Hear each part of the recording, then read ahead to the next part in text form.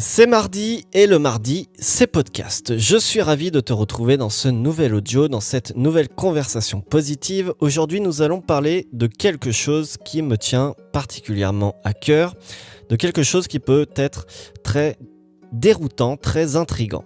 Évidemment, je parle des rendez-vous d'âme.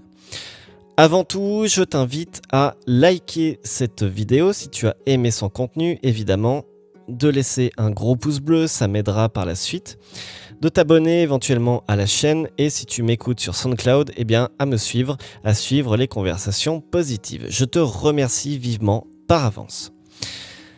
N'as-tu jamais eu la sensation étrange de connaître déjà une personne que tu rencontres pour la première fois ? N'as-tu jamais cette impression de déjà-vu ? Tu dis à la personne, on s'est déjà rencontré, non ? Vous avez beau chercher tous les deux, c'est la première fois que vous vous voyez. C'est une sensation commune qui arrive fréquemment. C'est le rendez-vous le plus troublant dans le sens où l'âme de chacun semble se souvenir d'un passé ensemble. Toutes ces rencontres ne sont pas le fruit du hasard. Il y a une raison à cela. Toujours. Nous croisons sur notre route les personnes dont nous avons besoin pour évoluer mutuellement. C'est un principe de réciprocité.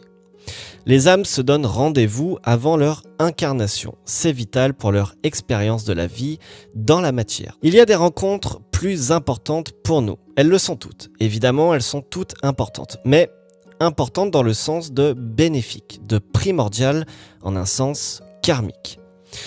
Nous ne réglons pas les mêmes choses avec des âmes de passage qu'avec une flamme jumelle ou une âme gémellaire, par exemple. À ce propos, je ferai, si tu le souhaites, un podcast et un article sur le principe de l'âme pour répondre à ces questions. Et si ce sujet t'intéresse, je te laisse me le dire en commentaire. Il y a des personnes que l'on ne croise qu'une seule fois, avec qui l'on peut échanger quelques mots, quelques idées qui peuvent même nous aider, que l'on peut à notre tour guider. Par exemple, dans une soirée, tu ne connais presque personne. Tu commences à discuter avec une ou deux personnes qui, tu ne sais pas pourquoi, t'attirent. Je ne parle pas de séduction, mais bien d'une attirance d'âme. Et au fur et à mesure de l'échange, vous vous rendez compte que vous avez plein de points communs. L'un répond aux questions existentielles de l'autre avec clarté et pertinence. Ce sont des âmes parfois de passage qui nous apportent énormément de choses à un moment clé de notre existence. Et puis souvent, chacun reprend sa route. Ou bien cette relation se transforme en amitié durable. C'est le premier type de rencontre, de rendez-vous d'âme où justement c'est très ponctuel. Tu as l'impression que justement cette âme, cette personne a été mise sur ton chemin uniquement pour te donner des réponses concrètes sur un instant T. Donc ça arrive souvent. Ça arrive souvent, évidemment, nous croisons tout un tas d'âmes différentes, avec des missions différentes, entre guillemets. Donc ponctuellement, tu vois, ça c'est le premier type de rencontre. Et puis il y a les âmes avec qui nous choisissons d'aller plus loin dans ce stade d'évolution. Par exemple, nos parents, notre fratrie, nos enfants, notre conjointe, notre conjoint, des amis proches, etc., etc. Les âmes se reconnaissent toujours, au niveau inconscient dans un premier temps, puis consciemment. Lorsque ce rendez-vous semble être une évidence, lorsque naît cette prise de conscience. N'as-tu jamais dit à quelqu'un « sans toi la vie aurait été différente, je ne pourrais jamais vivre sans toi ». C'est vrai, ta vie aurait été différente, tu n'aurais pas évolué de la même façon, mais tu aurais pu vivre sans elle. Tu l'as sans doute déjà fait dans d'autres existences. Mais là, maintenant, tu n'aurais pas pu nettoyer certaines choses karmiques, tu as choisi cette âme dans un but particulier qui peut être caché pour l'instant, mais que tu découvriras sans aucun doute le moment venu, lorsque le voile de l'oubli sera levé. Les êtres qui te poussent à bout te paraissent mauvais, te causent de la souffrance, de la peine, tout un tas d'émotions difficiles sont aussi là pour te faire travailler et évoluer. Je sais, ça peut paraître paradoxal, ça peut paraître compliqué à comprendre, mais pourtant, les personnes qui te paraissent très antipathiques, les personnes qui suscitent en toi de la colère, des choses très négatives, sont là également aussi pour te faire travailler. D'où l'importance d'une telle rencontre. Par exemple, tu es jaloux, tu as une blessure d'abandon, de rejet, ton ou ta conjointe sera peut-être, séducteur, séductrice et indépendant ou indépendante, te permettant ainsi de travailler sur ces blessures pour les identifier et les dépasser.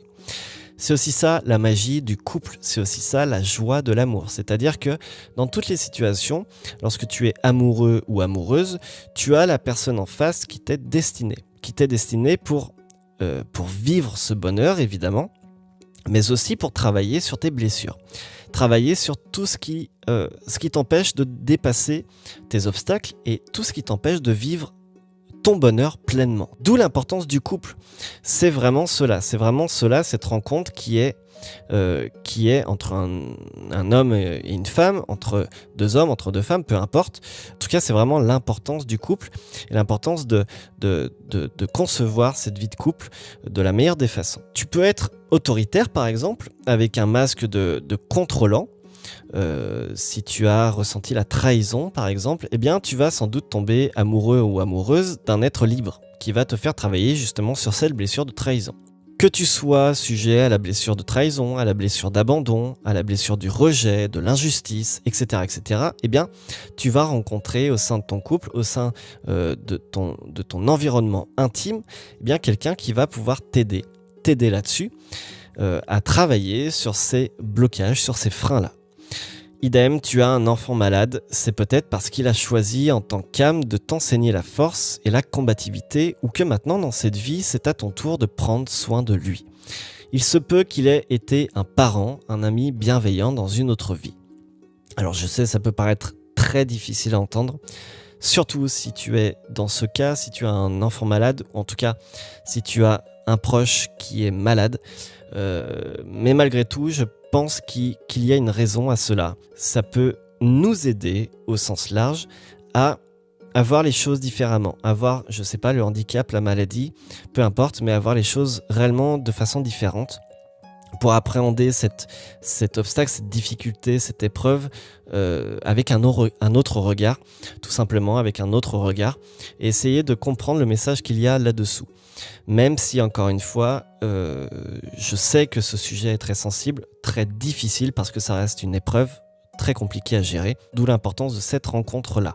C'est ce qui forge l'amour aussi, c'est ce qui crée un amour qui est inconditionnel, qui est incommensurable, malgré les épreuves et la difficulté. Donc, encore une fois, même les personnes qui te semblent antipathiques sont là pour t'offrir la possibilité d'expérimenter l'effet miroir, c'est-à-dire tes propres faiblesses ou défauts. Tu vas voir à travers elles tes propres filtres, tes propres peurs, tes propres freins sur lesquels tu peux travailler et que tu peux dépasser par la suite. Par exemple, tu te fais agresser dans la rue, eh bien, tente d'observer et d'identifier quelle violence morale ou physique tu t'infliges en ce moment même, dans ta propre vie.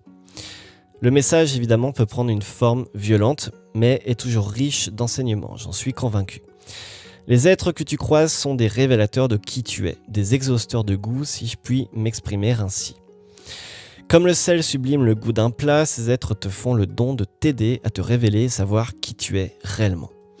Une personne, selon toi, agit mal, eh bien, elle te permet de savoir ce qui est bien pour toi, de connaître tes valeurs et ton bon sens. Quelqu'un te trahit, eh bien, ça te permet de savoir que cette façon de faire ne te correspond pas, ne fait pas partie de ta vision des relations. En ce sens, tu seras peut-être plus aimant et attentif aux besoins de tes proches, en tout cas plus respectueux envers eux. Toutes ces rencontres te permettent de créer un référentiel, une base de données émotionnelle et comportementale. Une façon d'accéder à une pleine connaissance de soi et de l'autre, la prise de conscience du but particulier de votre rendez-vous. Et pour finir, la plus belle rencontre d'âme à laquelle tu peux avoir accès, c'est la tienne. Lorsque tu rencontres ta propre âme et que tu en prends conscience, c'est un des plus beaux rendez-vous. Lorsque tu prends conscience véritablement que tu as une âme, que tu peux faire beaucoup de choses avec elle, que tu es là pour travailler, que tu es là pour la faire évoluer, pour la développer au sens noble du terme. Et justement, la plus belle rencontre qu'il puisse y avoir, c'est la rencontre qu'il y a entre toi et toi. Tu vois, c'est lorsque tu commences à savoir réellement qui tu es, que veut ton âme, que veut ton intuition, que veut ton cœur. C'est vraiment cette rencontre qui est la plus merveilleuse lorsque tu peux te regarder dans une glace en te disant « Ok, j'ai peut-être des défauts, j'ai peut-être fait des erreurs de par le passé, mais malgré tout, je suis quelqu'un de bien, j'ai une mission ici, j'ai quelque chose à faire et je vais travailler dur ou moins dur en tout cas, mais je vais prendre conscience de ça pour évoluer au mieux. » Puisses-tu reconnaître l'autre comme faisant partie de toi, comme étant un allié précieux, un ami essentiel dans le processus d'évolution que vous avez décidé ensemble bien avant votre incarnation. Je te dis à très vite pour d'autres conversations positives. En attendant, prends grand soin de toi. Je t'embrasse. Ciao!